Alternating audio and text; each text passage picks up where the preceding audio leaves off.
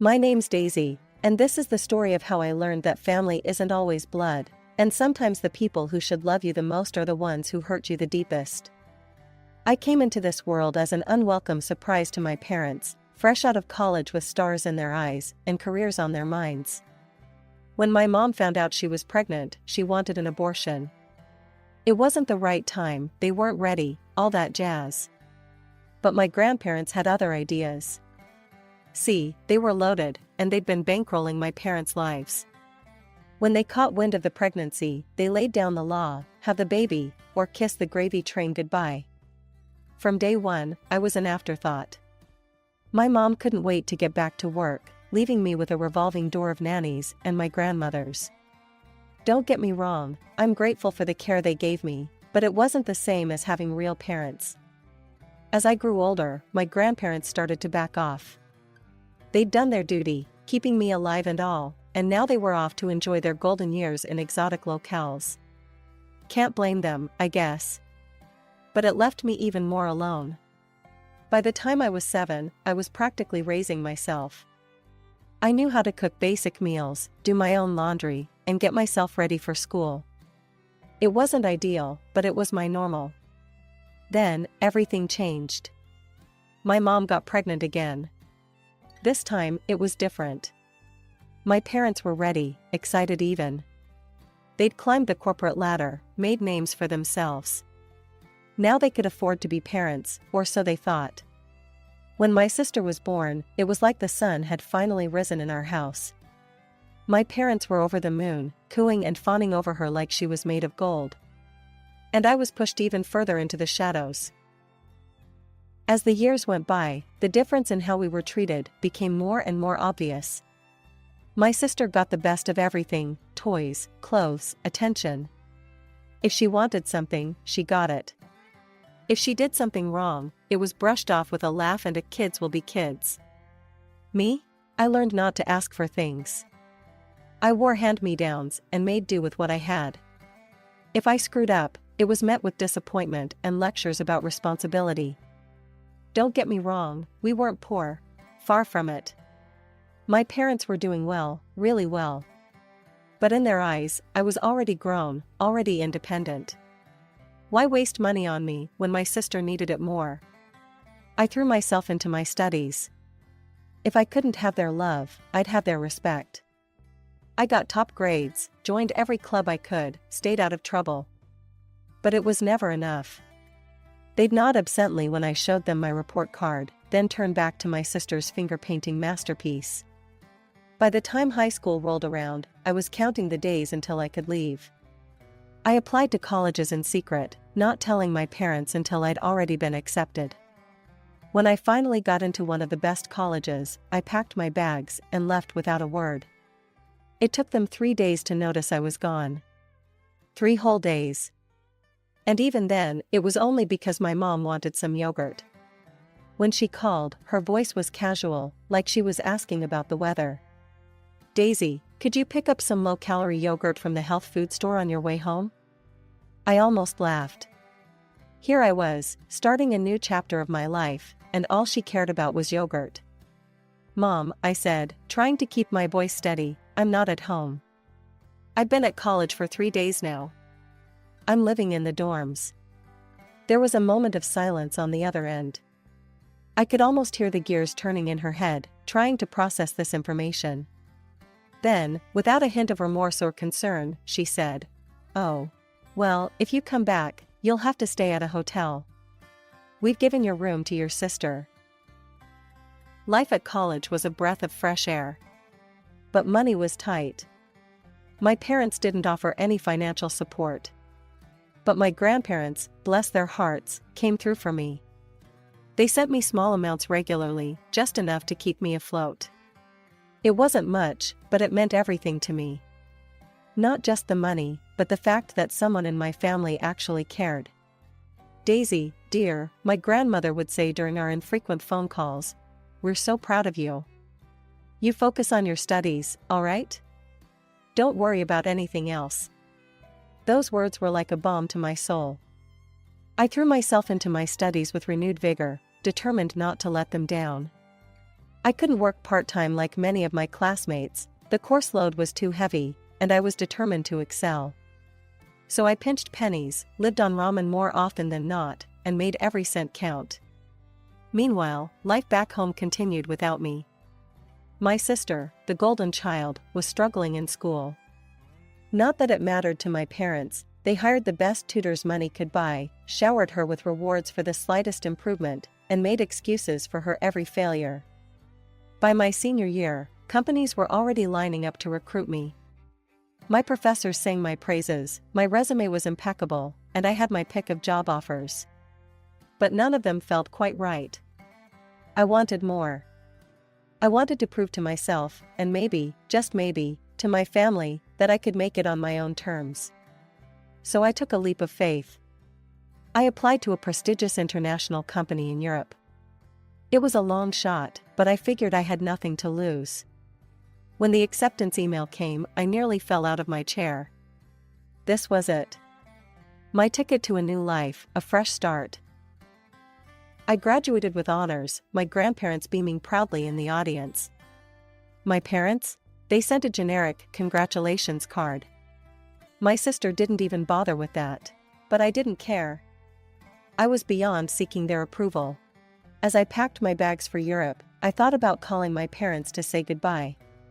In the end, I decided against it. What was there to say? They'd made it clear where I stood in their lives. Instead, I hugged my grandparents tight, promising to call and write often. Life in Europe was everything I'd hoped for and more. Every now and then, I'd call my parents. Old habits die hard, I guess. But each conversation was like pulling teeth. They'd give monosyllabic answers, always too busy or too distracted to really talk. And they never, not once, called me. Then I met Marco. He was in the marketing department, all charm and quick wit, with a smile that could light up a room. We started as colleagues, became friends, and before I knew it, we were falling in love. When Marco proposed on a moonlit beach in Positano, I didn't hesitate. We decided to have the wedding in Italy. We should go tell your parents in person, Marco said one night as we pored over wedding plans. And invite them properly. It's the right thing to do. So we flew back to the States, armed with wedding invitations and hope. Foolish hope, as it turned out. From the moment we walked into my childhood home, it was clear we weren't welcome. My parents were cold, distracted. They barely looked at Marco, barely acknowledged our news. "Oh, that's nice," my mother said, her eyes on her phone. "We're terribly busy though. Your sister's new apartment needs work, and we're overseeing the renovations." We stayed for a week. A long, uncomfortable week. My parents were hardly ever home, always at my sister's new place. But my sister? She was always around, always watching, always there. I saw the way she looked at Marco. The flutter of her eyelashes, the coy smiles. It made my stomach churn. "Marco," she cooed one evening, "I'd love your opinion on the color scheme for my bedroom. Why don't you come up and take a look?" I saw the discomfort on Marco's face. "I don't think," he started, but I cut him off. "That's enough," I snapped at my sister. "He's my fiancé. Back off." Her face crumpled into a pout. "I was just being friendly," she whined. "God, Daisy, you're so selfish. You always want everything for yourself." She stormed off, no doubt to cry to our parents. And sure enough, not 10 minutes later, my mother was there, face like thunder. "How dare you speak to your sister that way," she hissed. "After all we've done for you." I laughed, a harsh, bitter sound. "All you've done for me? That's a joke, right? You've done nothing but ignore me my entire life." But it was useless. In their eyes, I was always going to be the villain. The unwanted child who dared to want more. That night, as Marco and I lay in bed in a nearby hotel, because of course, my old room was now a home gym for my sister, I made a decision. "Let's go home," I said softly. "Back to Italy. This isn't my home anymore. It hasn't been for a long time. Marco pulled me close, his warmth a comfort in the cold reality of my family's indifference. "Okay," he said simply. "Let's go home." As we boarded the plane the next day, I felt a mixture of relief and sadness. Relief to be leaving the toxicity behind, sadness for the family I never really had. Back in Italy, life slowly returned to normal. Marco and I threw ourselves into wedding planning, determined to create the perfect day. But the visit home had left a bitter taste in my mouth, a reminder of all I'd left behind. "Are you sure about this?" Marco asked one evening as we sat on our balcony, the sun setting over the Tuscan hills. "Not inviting your sister, I mean." I took a sip of wine, letting the rich flavor roll over my tongue before answering. "I've never been more sure of anything in my life," I said finally. "After what happened. I can't have her there, Marco. I won't." He nodded, understanding in his eyes. What I didn't tell him was about the messages. The explicit, inappropriate messages my sister had been sending him on social media since we'd left. I'd seen them by accident one day when using his phone. He'd been too embarrassed, too kind to tell me. But I knew. And it was the final straw. 6 months flew by in a whirlwind of cake tastings, venue visits, and dress fittings. Before I knew it, we were just weeks away from the big day. There was just one last thing to do. With a deep breath, I picked up the phone and dialed the number I still knew by heart, even after all these years. "Oh, Daisy, what is it?" "We're rather busy at the moment." My mother's voice, distracted as always. I swallowed hard, pushing down the hurt. "I'm calling about the wedding. I booked your flights and hotel.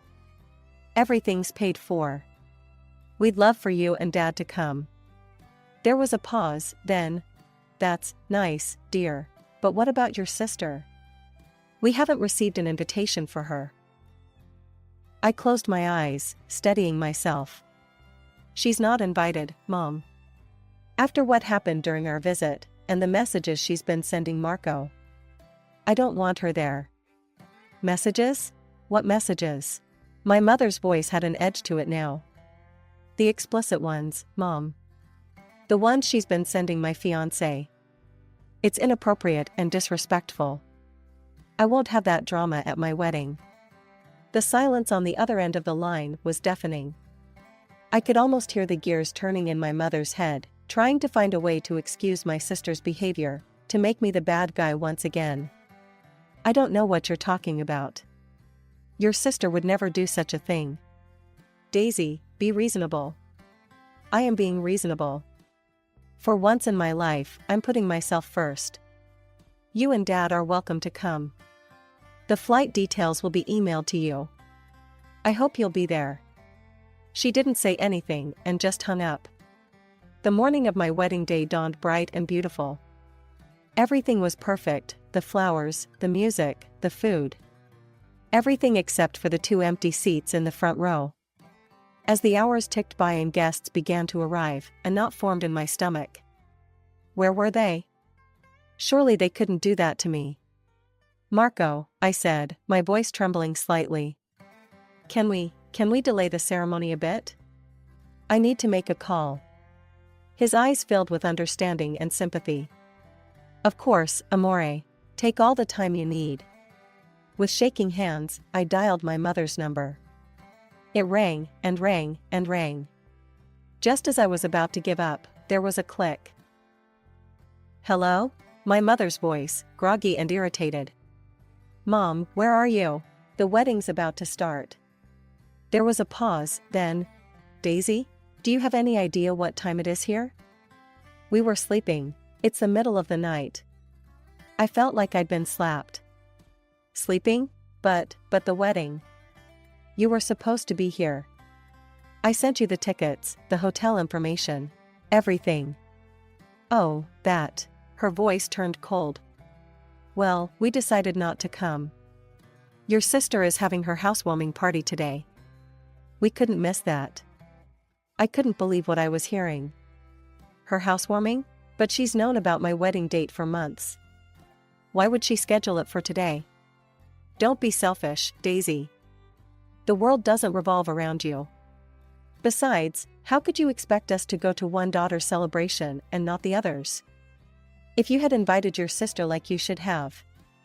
Mom, I cut her off, my voice hard. You know why I didn't invite her? After what she did. That's all in your head, Daisy. Your sister would never do such a thing. You've always been jealous of her, always trying to make her look bad. I laughed, a bitter sound. Jealous? Is that what you think this is about? God, Mom, do you even hear yourself? Don't take that tone with me, young lady. This is your own fault. Your sister's party is none of my business, I finished for her. Just like my wedding is clearly none of yours. Goodbye, Mom. Enjoy the party. I hung up before she could respond, my hands shaking but my resolve firm. I looked at myself in the mirror, took a deep breath, and made a decision. And so, I walked down the aisle alone. No father to give me away, no mother to shed a tear. But as I looked at Marco, standing there with love shining in his eyes, I realized I didn't need them. I had everything I needed right here. Time has a way of healing wounds, or at least numbing them. Marco and I built a life together, full of love, laughter, and success. We'd both climbed the corporate ladder, our hard work paying off in promotions and accolades. We traveled, we made friends, we created a home. My parents never reached out. No congratulations on our wedding, no holiday greetings, nothing. And after a while, I stopped expecting them to. I stopped checking my phone on my birthday, stopped hoping for a Christmas card. It was easier that way. Then, on a random Tuesday in April, my phone rang. An unfamiliar number with a very familiar area code. My hometown. Hello? I answered, my heart pounding. Daisy, is that you? My mother's voice, sounding older, more tired than I remembered. Daisy, we need your help. And so the story came out. The company my parents had worked for, the one they'd sacrificed everything for, including their relationship with me, had gone bankrupt. They were out of work, with no savings to fall back on. We've always lived well, you know that, my mother said, a note of desperation in her voice. We know we haven't been good parents to you. But we need help, please. I closed my eyes, conflicting emotions warring inside me. Anger at their past treatment, satisfaction at their comeuppance, pity for their situation, and a small, traitorous spark of hope. Maybe this was it. Maybe this was the moment they'd finally see me, value me. Okay, I said finally. I'll help. How much do you need? The figure she named made me wince, but I could afford it. Marco and I had done well for ourselves, after all. I made the transfer immediately, a mix of emotions swirling in my chest. It's done, I told her. The money should be in your account soon. Over the next few months, the pattern continued. Text messages would arrive, always asking for money. The amounts were smaller now, but the requests were frequent. And every time, like a fool, I sent the money. After one such transaction, Marco found me staring at my phone, a wry smile on my face. They asked for money again, he asked gently. I nodded. And again, I sent it. God, when did I become such a sucker? Marco sat beside me, wrapping an arm around my shoulders. You're not a sucker, amore. You're kind. It's not your fault they can't see what an amazing daughter they have. It was a lazy Sunday afternoon when my world tilted on its axis once again. I was idly scrolling through Facebook, a cup of coffee in hand, when a photo stopped me cold. My parents, looking tanned and relaxed, cocktails in hand, lounging by a pool at what was clearly a very expensive resort. My hand shook as I clicked through more photos. There they were, dining at a Michelin-starred restaurant. Posing in front of a luxury spa. Living it up like they didn't have a care in the world. Like they hadn't been begging me for money for months. With a growing sense of dread, I navigated to my sister's page. What I saw there made my blood run cold. Photo after photo of her with a brand new sports car, at high-end bars, designer shopping bags piled around her. And the captions. Another amazing gift from the best parents in the world. Lucky me, only child. So blessed to have parents who would do anything for me. Spoiled and proud. And there, in the comments, were my parents. Liking every post. Commenting things like, nothing but the best for our little princess, and you deserve it all, sweetheart. I felt sick. The phone slipped from my trembling fingers, clattering to the floor. How could they? How dare they? As if on cue, my phone started ringing. It was them. With a deep breath, I answered. Daisy, dear, my mother's voice dripped with fake sweetness. We were wondering when you might be sending the next transfer. Life's been so hard, you know. We're thinking of renovating the house, it's gotten so old and dreary. Something in me snapped. Hard? I've seen the photos, Mom. The resort, the restaurants, the gifts for my sister. How dare you? There was a pause, then my mother's voice turned cold. Now you listen here, we gave you life. I could have had an abortion, you know. But we chose to have you. You owe us everything. Now, about that money. I didn't let her finish. I hung up, my whole body shaking with rage and hurt. The phone immediately started ringing again. And again, and again. Text messages flooded in, alternating between guilt trips and demands. I turned the phone off. Over the next few weeks, my parents continued to call and message. Demanding money, then pleading, then threatening. I ignored it all. I blocked their numbers, unfriended them on social media, cut off every avenue they had to reach me. It wasn't easy. There were moments of doubt, of guilt. But every time I wavered, I remembered those photos, those comments. The cruel words my mother had spat at me. Years passed, and life continued to evolve. Marco and I had built a successful life in Europe, but something was calling us back to the States. Maybe it was nostalgia, or maybe it was the desire to start a family of our own in familiar surroundings. Whatever the reason, we made the decision to return to my hometown. We quickly settled into our new life. A quaint house in a quiet neighborhood, prestigious jobs that challenged and excited us, and plans for the family we hoped to start soon. It felt like everything was finally falling into place. One afternoon, while having coffee with an old school friend, I learned about the dramatic turn of events in my estranged family's life. Did you hear about your sister's party? My friend asked, her eyes wide with gossip. I shook my head, bracing myself for whatever came next. It was wild, she continued. After everyone left, she fell asleep while smoking in bed. The whole house went up in flames. Your sister made it out, but the house, it's gone, Daisy. Completely destroyed. I sat there, stunned. The house I grew up in, the site of so many conflicting memories, reduced to ashes because of my sister's carelessness. That's not even the worst part, my friend added. Turns out your parents let the insurance lapse. They've lost everything.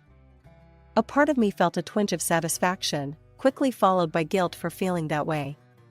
But mostly, I felt nothing. They had made their choices, just as I had made mine.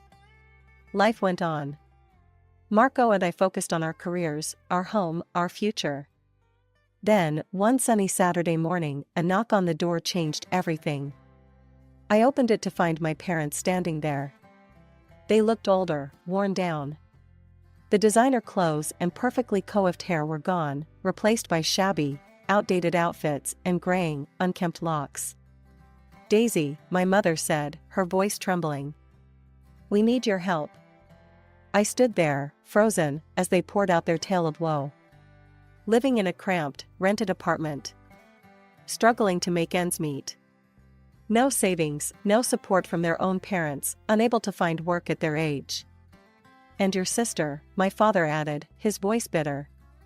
We asked to stay with her, in the apartment we bought her. She kicked us out. Said she didn't have room for old people. A part of me wanted to laugh at the irony.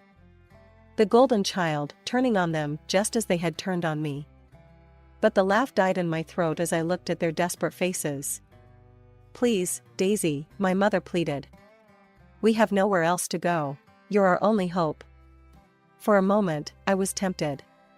The little girl inside me, the one who had always craved their love and approval, wanted to throw open the door and welcome them in. But then, "You owe us this," my mother said, her tone shifting from pleading to demanding. "After all, I could have aborted you. You owe us your life."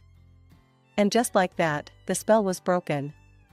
I felt a calm settle over me, a certainty I had never known before. "No," I said, my voice steady and clear.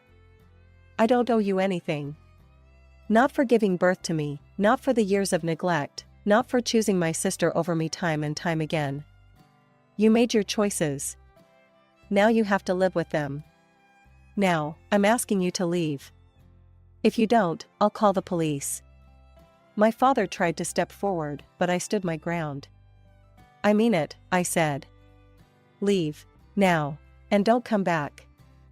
They left, hurling insults and threats as they went. I closed the door, leaning against it as tears finally came. Not tears of sadness or regret, but of relief. Of closure. That night, I called my grandparents. They had always been there for me, even from a distance. They listened as I poured out the whole story, offering words of comfort and support. "You did the right thing, Daisy," my grandmother said. "You can't set yourself on fire to keep others warm. Especially those who wouldn't even notice if you burned." As I hung up the phone, I felt a sense of peace wash over me. The last ties to my toxic past had been severed. The future stretched out before me, bright and full of possibility.